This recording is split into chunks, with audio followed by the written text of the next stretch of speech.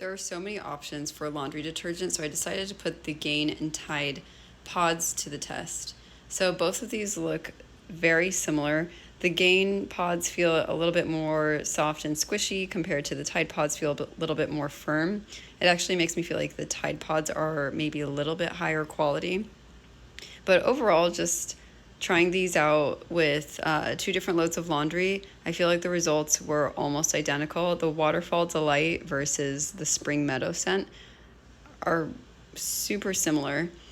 So when it comes down to price per pod, this one has 76 pods in it, this one has 112.